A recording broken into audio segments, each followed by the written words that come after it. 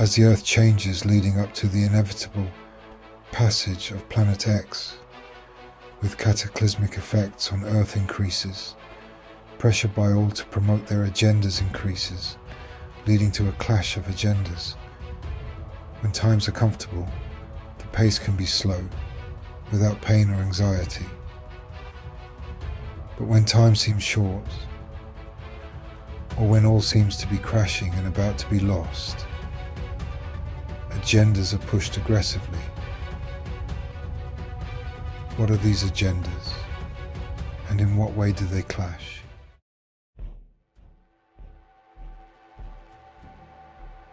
As we explained during the Elite Exodus on June 11th, he with the gold rules. The public assumes a broad ownership of corporations and media outlets, when the opposite is true. A very few individuals control the wealth of the world, install politicians to their pleasing, create global conflicts, and create or destroy the fortunes of countries, as well as individuals in the chess games they play with their control, and thus operate as puppet masters during the cover-up. Their agenda is to retain control, retain their position, and thus as their gold rules, they want minimal impact to their financial stature. No bank failure, no drop in stock value, no corporate bankruptcies, and as they assume this would occur if knowledge of a rogue planet in the inner solar system were to be broad, they consider hiding this as long as possible of prime importance.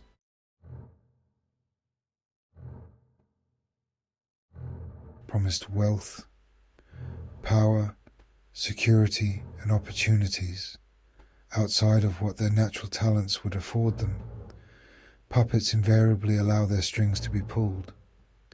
They are chosen because they can be controlled by blackmail, by bribery, by intimidation, and if disappointed with the role they are assigned, they are alternately threatened and placated by their puppet masters, else eliminated. Puppets run amok of their masters when they sense their world will not continue and make demands. Occasional restless puppets are expected, with alternatives waiting in the wings. But when puppets panic en masse, malfunction, are absent, and many replacements are happening simultaneously, the chess game the puppet masters play does not go as planned. We then have the masters emerging to act without cover, as in the takeover of Yoko's stock by Jacob Rothschild when the Russian oil appeared lost. This makes the puppets nervous, as they sense they are dispensable.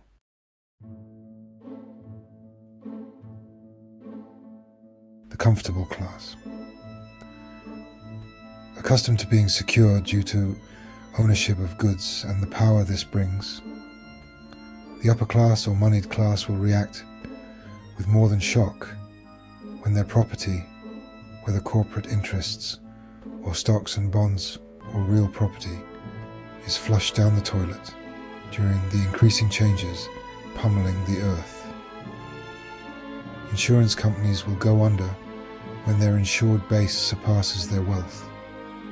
Corporate bankruptcy will ensue when all but the corporate name have been washed or blown away, and clutching jewels and artwork, they will stand and wail.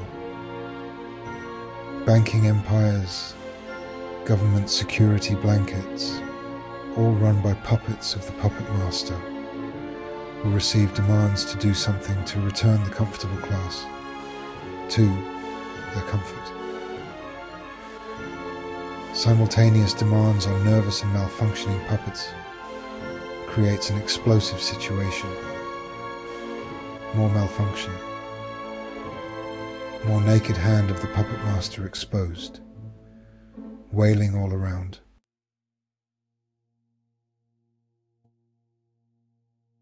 The working class. At the base of the pyramid, the working man and woman observe the drama. From their standpoint, they are living in the land of Oz, where nothing is as it has been pronounced. The good guys doing bad deeds, the economic recovery putting them out of their homes and jobs, and no one explaining why the sun and moon and seasons are not where they are supposed to be.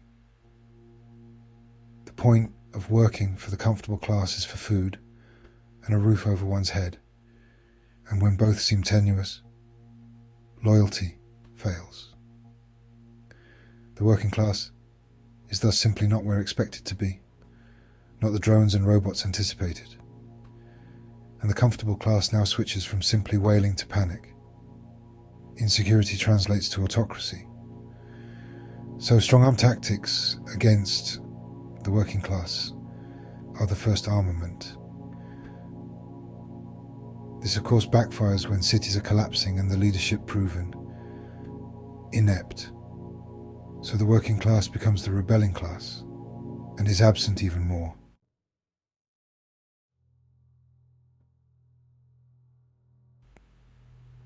Thus the clash of agendas means that none of the social structure operates as expected by those in the service to self, who find their banking empires collapsed, their real and corporate properties vanishing, their puppets wandering around confused, and the comfortable class fuming about the recalcitrant working class and lack of action by the puppets running the establishment's empire.